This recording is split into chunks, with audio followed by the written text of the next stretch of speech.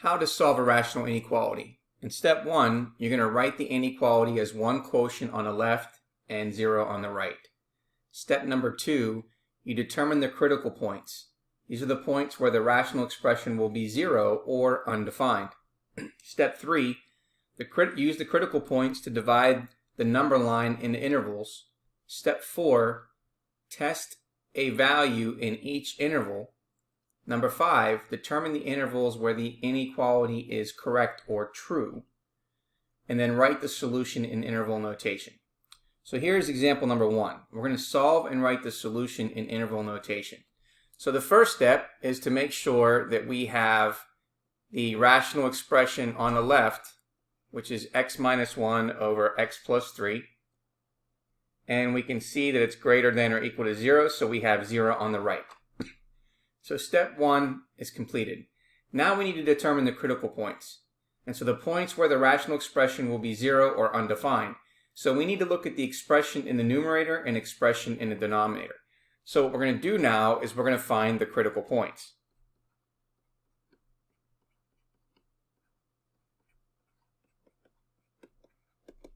So we take the numerator, x minus 1, and we're going to set that equal to 0. If we solve for x, we know that one critical point is 1.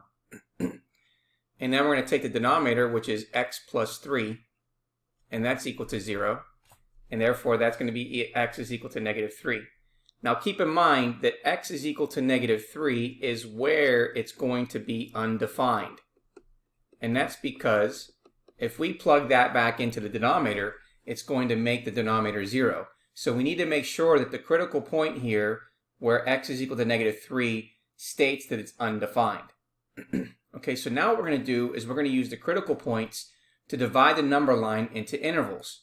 So, in step number 3, we're going to draw our number line. Okay, and then we have our 0 in the middle. One of our critical points is at negative 3, and then our other critical point is at positive 1. Okay, and now what we're going to do is we're going to create these regions. Okay, so we have a test region that's going to go through the critical point of 3, and then we have another region that's going to be divided through the critical point of 1. So that tells us that we have region 1, region 2, and then region 3. Okay, now before we go any further, we still need to figure out what is this interval going to look like. Well, on the left side, we start here at negative infinity. And then we go to the value of negative 3. Now remember that negative 3 is undefined. So when it's undefined, you have to use parentheses. Okay, so that means it's going to go, in region 1, it's going to go from negative infinity to negative 3. So region 1 goes from negative infinity to negative 3. Okay, then we have region 2. Now again, it's going to go from negative 3, which has a parenthesis, to the positive 1. Now keep in mind, the reason why we're using a bracket here is because this says that it's greater than or equal to. So therefore, the interval for region number 2 goes from negative 3 to 1 with a bracket. And then in region 3, we're going to start at the value of 1, and then we're going to go all the way to positive infinity. So therefore, region 3 is going to go from positive 1 to positive infinity. So it's really important that if you do this first, then you already have the intervals that you need for when you determine what the solution is. Okay, so now what we're going to do is now we're going to take, so it says here, step 4, test a value in each interval. So we're going to test a value in each interval here with 1, 2, and 3. These are the regions. So if we take a look at the region 1, okay, we're going to pick a value that's in between negative infinity and negative 3. But we can't choose negative 3, so we can pick the value of negative 4. So what we're going to do is we're going to say, okay, x is equal to negative 4. And then we're going to plug it into the inequality where it says x minus 1 over x plus 3, and we want to determine if that's going to be greater than or equal to 0. So if we plug in negative 4, we have negative 4 minus 1 divided by negative 4 plus 3. Negative 4 minus 1 is negative 5. Negative 4 plus 3 is negative 1. When we divide negative 5 by negative 1, we get a positive 5. Okay, so is 5 greater than 0? Yeah, so therefore we can say that this is a true statement. So that means that it's true for every value in region 1. So we're going to say it's true here for region 1.